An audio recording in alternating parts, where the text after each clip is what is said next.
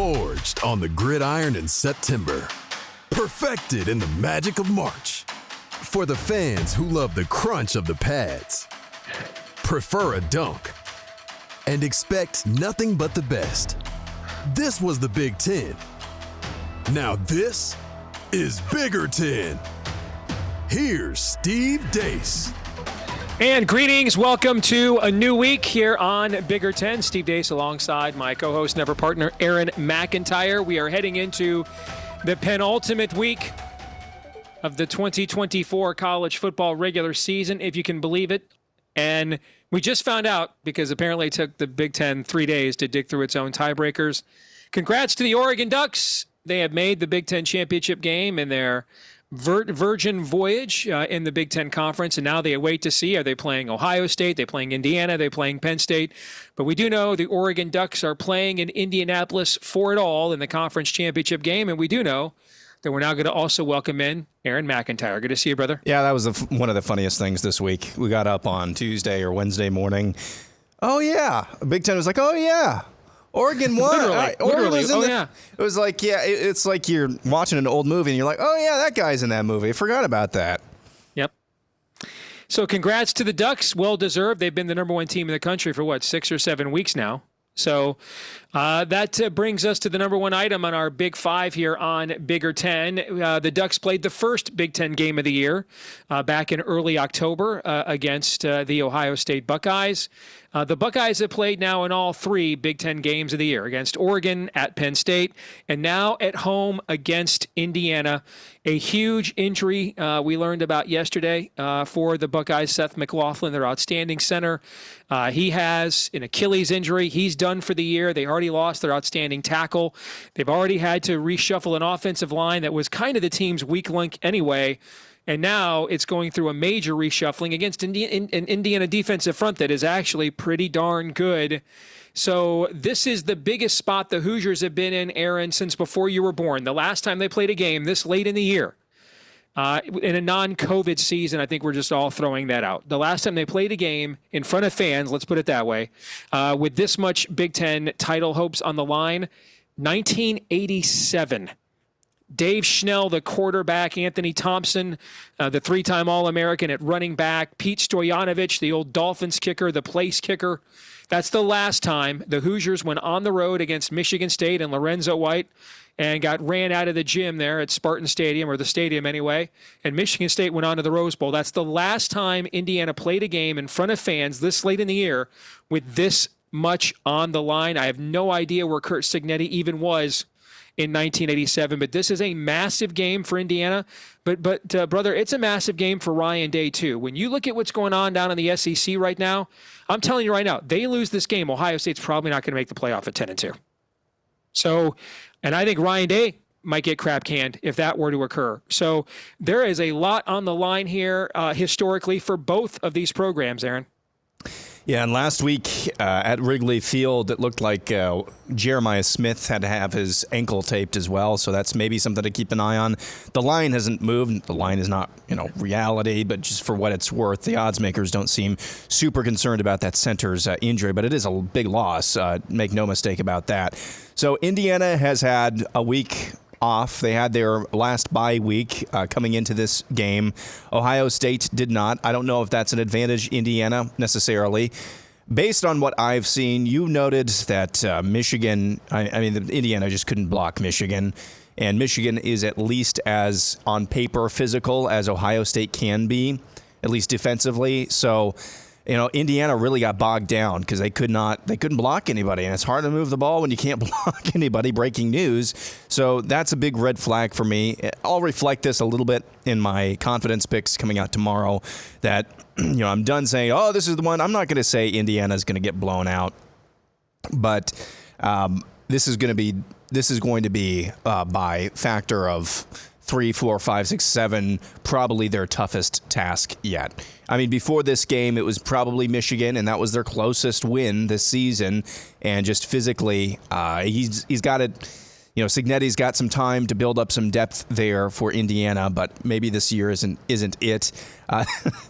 Did you see? Was it Galloway?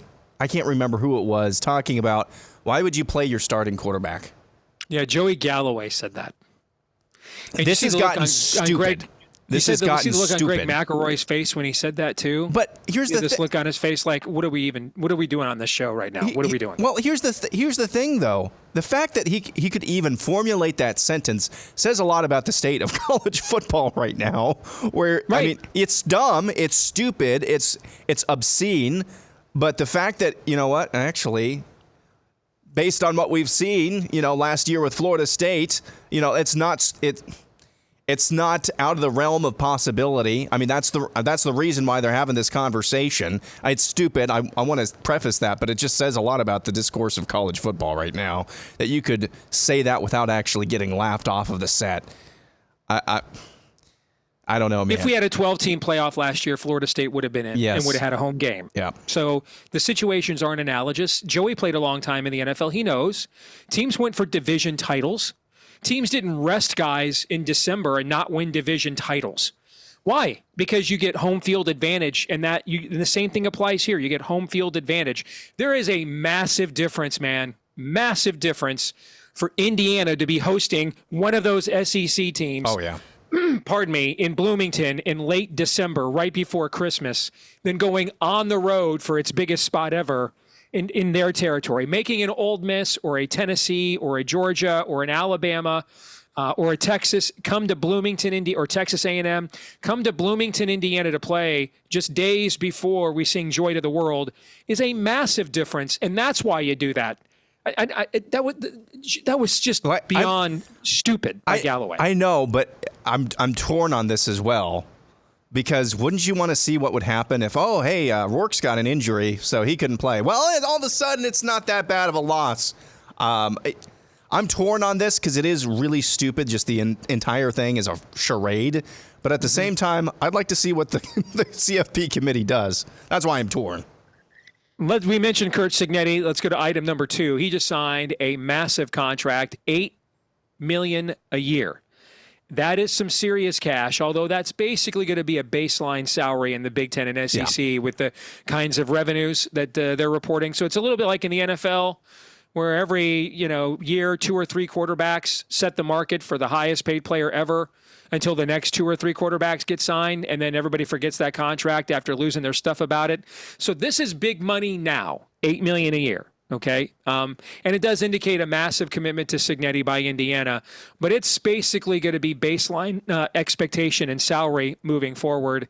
But we're not moving forward right now. We're staying right where we are. And Cignetti, who would have been, I don't know how much of a coaching carousel of big name programs we're going to have this year after some huge carousels the last couple of years, but he certainly would have been a coveted a coach for sure. Do you think he's there now for the long term, Aaron? So I don't trust much of what Urban Meyer has to say as far as I can throw him. But something did stick out to me that he said several weeks ago on Big Noon, which is I don't understand. Maybe he was, again, this sounds like classic Urban Meyer BS. But he said, I don't know why Indiana hasn't been a powerhouse or at least competitive in football because of the area that they're in. I mean, the noted high school recruiting hotbed of Indiana. Well, Indianapolis, okay. Chicago, okay. So that stuck out in my head a little bit. Cignetti saying that we're an emerging superpower in college football. I don't know. Is he really here to stay? Because the moment that recruiting starts to go sour or south, like what is Indiana's NIL thing? Because that's not going away. As much as it pains me. So what's their NIL thing? I think that's really going to tell you, I think more than anything, more than performance on the field, your NIL program at any given school is probably going to be the best predictor of how long your current coach stays at that school. Latest college football playoff rankings are out, and I still am beyond mystified that SMU is not in the bracket, but Miami is. I understand Miami's rated higher, but SMU is in first place in the league and all by themselves. They're the only team with no losses in the ACC. If the season ended today SMU would be in the college football playoff as a top 4 seed, in fact. So this whole thing is crazy and confusing to me, but those are the rankings there. You see the Big Ten well represented, number 2, number 4, number 5. You also see Illinois squeezing back in there too, on the back end as well as a 5th team out of the Big Ten Conference. So kind of a sneaky good season for them. They've got a lot of quality wins as well. But other than the strangeness where SMU, even though being there in first place in the ACC, doesn't actually show up in the bracket, even though if the season ended today, they would be in the bracket in the spot they're giving to Miami. Other than that, do you see anything else in terms of what stands out to you? Boise State, by the way, kind of all by themselves as the group of 5 candidate. So if they win out, they're going to be the group of 5 player in the playoff. If not, then you start looking at teams like Army, Tulane, et cetera. But anything stand out to you there, Aaron? Oh, just the whole thing is stupid. I said something over the offseason. The whole discourse, I should say, is stupid. I said over the offseason something akin to, you think by expanding the playoff, there's going to be less controversy. You're just multiplying the controversy.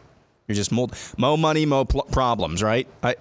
So instead of 2 or 3 teams saying, "Oh, we can plausibly say we got snubbed," now it's going to be like 5, 6, 7 teams, and that's why you're seeing the mouthpieces of the SEC, the Southeastern Conference, both in the media and elsewhere.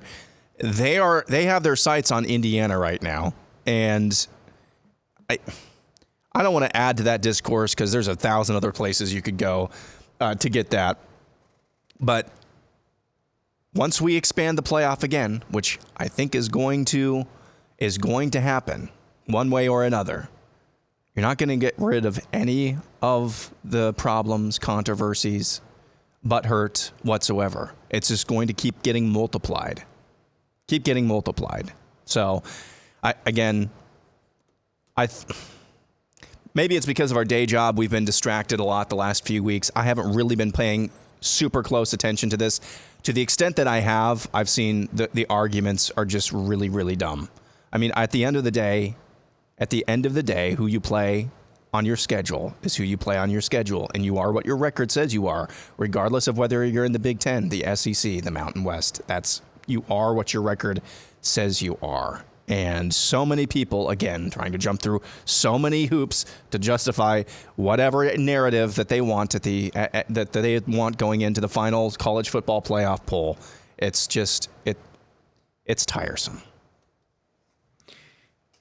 How about having Cade McNamara as your quarterback? Is that tiresome? As we go to topic number 4, he is back because Brendan Sullivan is not. He's got an injury that's going to keep him out the rest of the year for an Iowa offense that I believe has scored 40 points plus 3 times this year under first-year offensive coordinator Tim Lester. But McNamara was thought maybe his Iowa career is done. Turns out he's suddenly healthy enough to play, right as Brendan Sullivan is not. So what do you think? Hawkeyes finish against Maryland on the road this weekend. Then, of course, they've got the rivalry game against Nebraska. That's moved to prime time for the day after the Black Friday game now for NBC Sports with a new TV deal. But Cade McNamara returns. He gets one last ride as Hawkeye quarterback. What say you, Mr. Hawkeye fan? Yeah, I don't think he's actually going to start this game. I think it's going to be Jackson Stratton. And, he was I think McNamara was at the top of the depth chart, but during their availability, I think it was Lachey. Luke Lachey, the tight end, was asked about, hey, what's it like having McNamara back out there at practice? And he said, I'm going to defer all injury questions to Coach Ferentz. And then Ferentz said at the press conference this week, if we were playing tomorrow, Jackson Stratton would be starting. So we're down to concussed versus walk-on. Stratton, I mean, for being a walk-on quarterback who had basically no reps in practice going into the UCLA game, he led him down the field for a scoring drive. But yeah, it's just become a revolving door. I can't remember. I think it was going into Michigan State week. Ferentz made a comment. This is the healthiest I can ever remember us being as a team. And since then, it's been injury after injury after injury to a lot of key players too. Should have known better as a coach. You can't say stuff like that. You just have to know that. Yes. Nebraska versus Wisconsin this weekend it could very well be a bowl eligibility elimination game. When you look at Both teams have tough rivalry games. Thanksgiving weekend, the battle for the axe, of course, with Minnesota, and then the aforementioned Nebraska-Iowa game on Black Friday. And both of these programs are kind of reeling right now, not living up to preseason expectations, particularly Nebraska. I want our audience to see this graphic. This is one of the most incredible things I have ever seen. I have absolutely ever seen. Nebraska has lost 9 straight games when it's had a chance to clinch a bowl bid. 9 in a row. And we have talked about what's gone on with Nebraska really since 2016 with the 1-score losses now under multiple coaches, with really the decline of the program starting with the controversial firing of Frank Solich back in 2002, 2003, I think it was. But I've never seen anything like this. 9 straight losses when you've got a chance to clinch a bowl.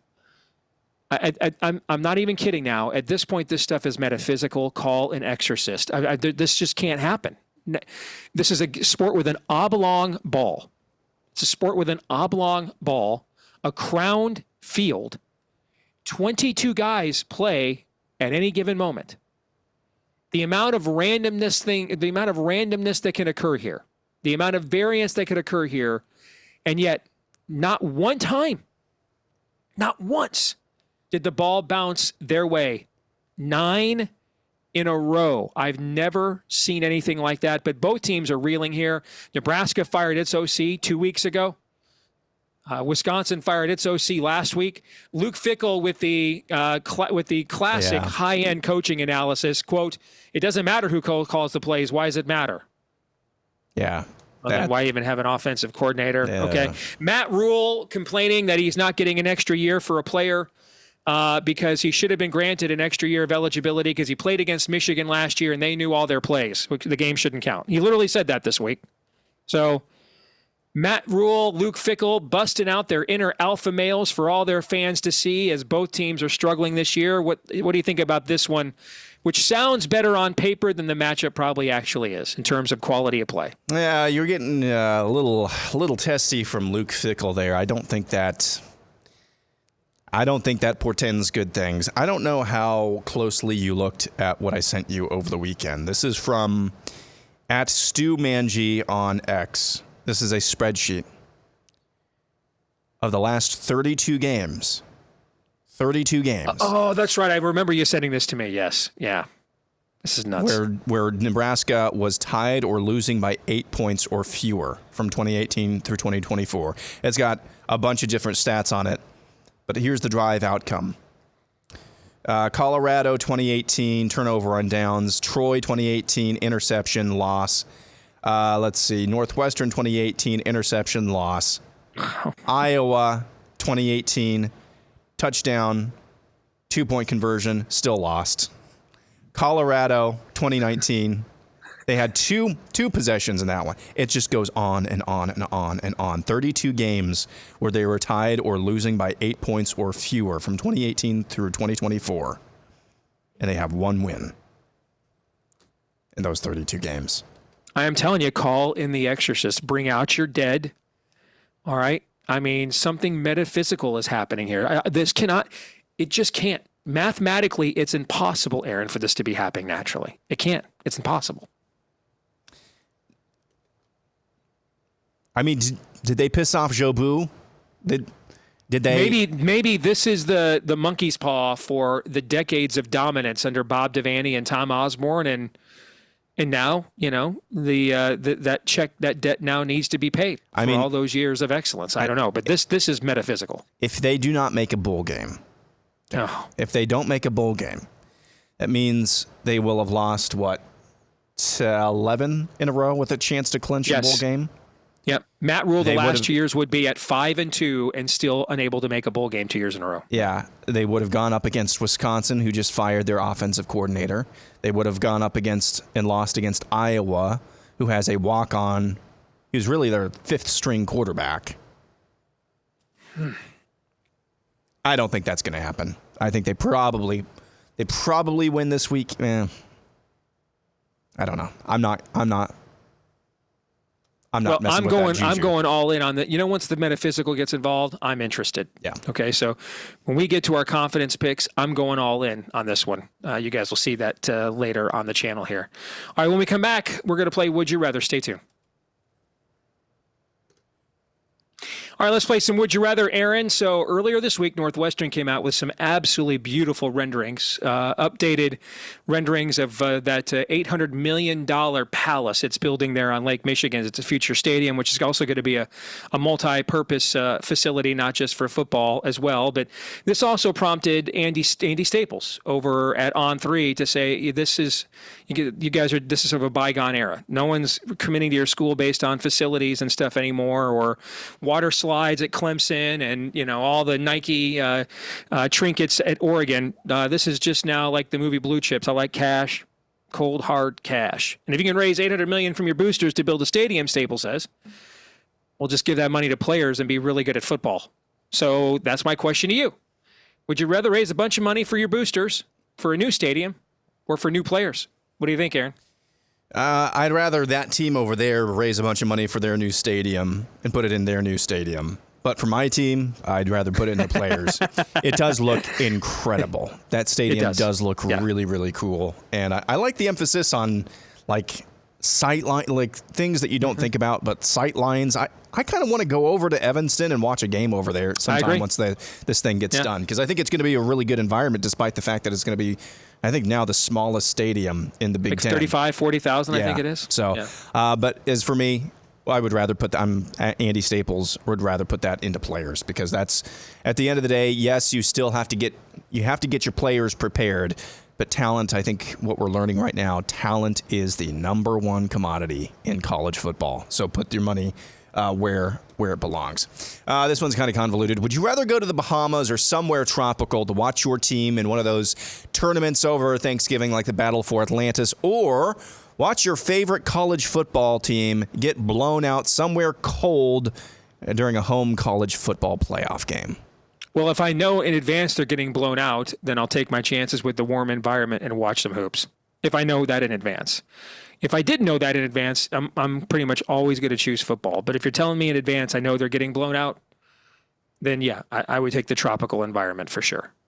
For you, would you rather be the next offensive coordinator at Wisconsin or Michigan? Michigan expected to fire its offensive coordinator about 3 seconds after the season ends. So both of these high-profile programs in our conference going to be looking at hiring new OCs. Which of those two schools would you rather be hiring the next OC at, and why? So you said that the money cannon is going to go brrr at Michigan? It's going howitzer right now as we speak, yes. Printing money like they're the Federal Reserve, brother. You bet. So that one.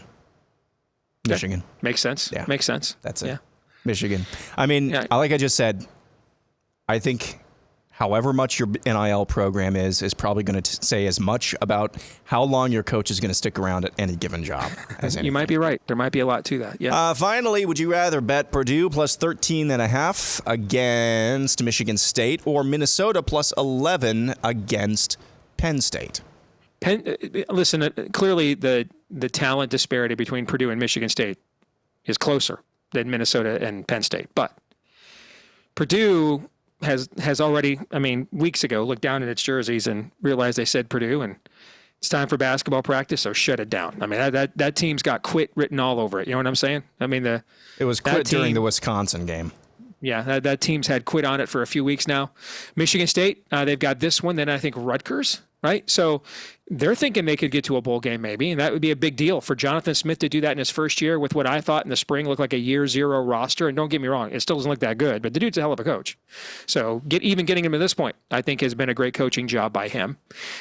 So I would much rather bet Minnesota. Max Brosmer's beginning to come on now with the passing game. You come back home, you get Penn State in a cold environment. And we just have not seen Penn State's offensive. I don't count last week against Purdue because, again, that team's quit. But when they've had to go on the road since West Virginia, We have not seen the level of explosiveness from them offensively, and I do think there's more balance to the Minnesota's offense now. So, if I had to bet an underdog, I mean the bet I'm making if I had to bet at any of those four, I'm betting Michigan State probably against the team that quit. Although 2 touchdowns for Sparty is probably a lot, but in the proposition you presented, I'm going to take Minnesota. They got a lot to play for, and and I think they match up fairly well with Penn State. All right, that's it. All right, we'll come back and wrap it up with our X poll results and feedback of the week next. All right, this week's X poll results. Who wins Big Ten Game of the Year version 3.0? 66-34, so 2/3 say Ohio State, and then the other 1/3 say Indiana. Those odds are probably about right, but I'm telling you, when you have cluster injuries at a position in college football, that is a problem, especially when it is the offensive line. Now, I still think Indiana's offensive line is going to struggle to block Ohio State's defensive front, as you mentioned they did against Michigan. But I could see this being a lower scoring game. I could see this being more of a rock fight because of the injuries in the offensive line. The Indiana defensive front is pretty good too. I wouldn't put it on the same line with the top 3, but it might be the 4th best defensive line in the Big Ten. I have the same read on overall on this game that you do, and that's reflected tomorrow in confidence picks. Okay. So you okay with those results? Yeah, I would have probably guessed 70-30, 75-25, so in the same ballpark.